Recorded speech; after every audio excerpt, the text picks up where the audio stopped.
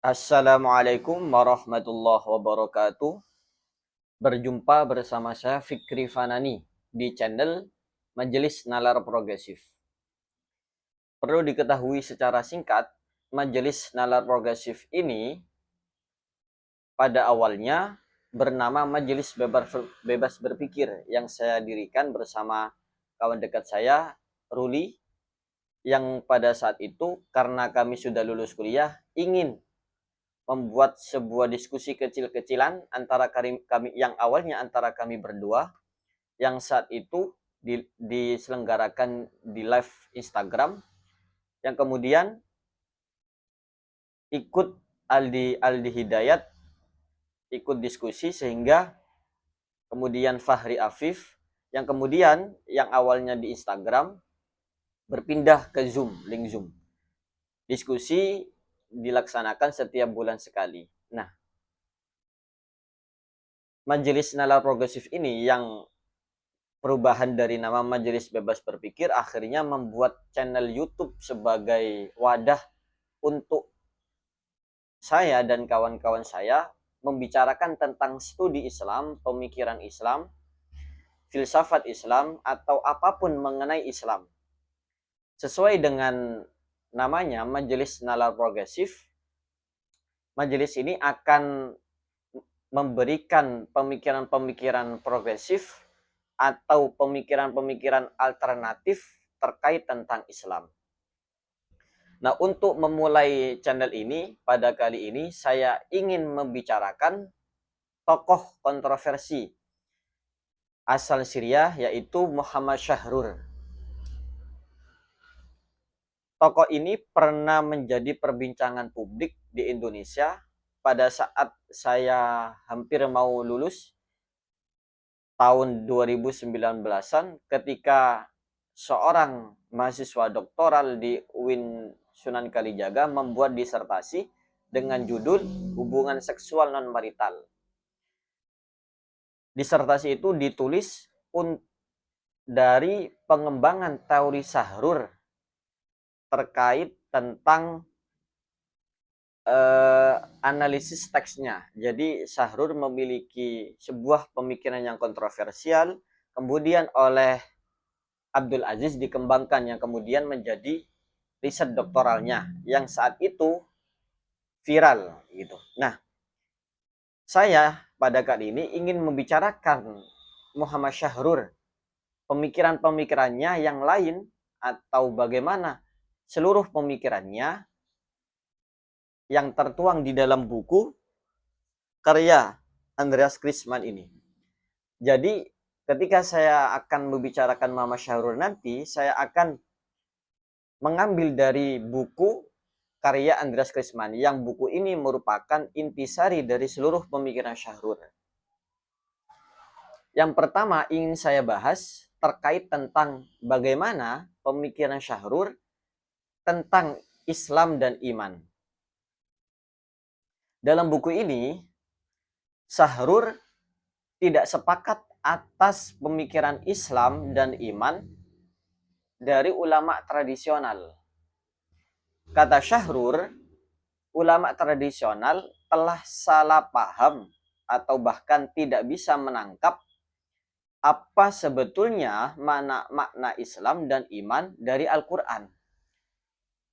Ada dua kritik yang diajukan oleh Syahrur terkait pemikiran Islam dan iman ulama tradisional. Yang pertama dari segi makna Islam dan iman. Islam yang saat ini kita pahami adalah agama yang ajarannya berisi bahwa Allah adalah Tuhan dan Nabi Muhammad utusannya. Orang yang memeluk agama Islam ini disebut dengan Muslim, yaitu orang yang beragama, orang yang mempercayai Allah adalah Tuhan dan Nabi Muhammad utusannya. Nah, orang Muslim ini memiliki keimanan di dalam dirinya, sehingga orang Muslim disebut juga orang mukmin, begitu. Nah, ulama tradisional menganggap bahwa muslim itu sama dengan mukmin. Orang mukmin sama dengan muslim. Di sini kata Sahrur, ulama tradisional menganggap kata Islam dan iman itu sinonim. Bahkan kata Syahrur, ulama hadis pun seperti Imam Bukhari, Imam Muslim menganggap bahwa dua kata ini adalah kata yang sinonim, begitu. Nah, Syahrur menolak klaim dari sinonim atas Islam dan iman ini, yang nanti akan saya bicarakan lebih dalam.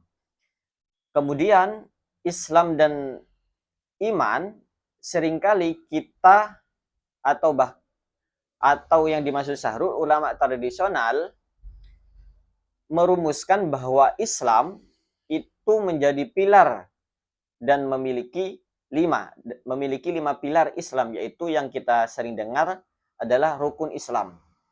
Rukun Islam ada 5. Yang pertama adalah syahadat, kedua sholat, puasa, 3 zakat, puasa, dan haji. Kemudian iman, ada pilar di dalam iman, yaitu yang kita sering dengar adalah rukun iman. Yang pertama adalah beriman kepada Allah, kepada malaikatnya, kepada kitab-kitabnya, kepada Rasul, kepada hari akhir, dan kemudian kepada qada wal qadar, begitu. Nah, di sini Syahrur mengutip orang-orang yang berlatar belakang nasionalis, sekularis, atau pegiat etik yang mengatakan bahwa rukun Islam dan rukun iman yang ada di dalam agama Islam itu tidak memiliki dasar untuk orang berbuat baik, yaitu di dalam rukun Islam dan rukun iman tidak ada nilai etika di dalamnya.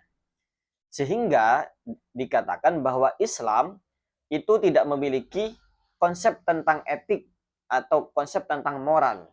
Di sini kritik dari orang-orang dari sekularis atau nasionalis. Nah, tetapi Syahrul kemudian mengkritik orang-orang tersebut bahwa mereka salah paham tentang Islam. Nah, akhirnya Syahrul ingin atas dua alasan ini, sinonimnya Islam dan iman, kemudian pilar-pilar rukun Islam dan iman, Syahrul menolak dua konsep itu. Kemudian ada alasan lain mengapa Islam dan iman yang dikonsepkan atau dirumuskan oleh ulama tradisionalis itu bermasalah. Di sini Syahrul mengajukan 7 alasan yang dikutip oleh Andreas Krisman. Ada 7 alasan. Nah, pada video kali ini saya akan memberikan satu alasan saja yang kemudian nanti di video berikutnya akan saya bicarakan alasan yang nomor 2 dan hingga terakhir. Alasan pertama, kata Syahrul adalah bahwa orang ulama tradisionalis ketika menyamakan Islam dan iman memiliki makna yang sama atau sinonim. Syahrul mengajukan bukti bahwa di dalam Al-Quran kata Islam dan iman itu terpisah antara satu dan yang lainnya. Satu bukti misalkan Al-Quran itu berbunyi innal muslimina wal muslimat wal mu'minina wal mu'minat wal qanitina wal qanitat dan seterusnya ila akhirih. Di sini kata Islam, kata muslim dan kata mukmin terpisah. Logikanya kalau kata ini merupakan kata yang satu makna, maka dua term ini akan menjadi satu.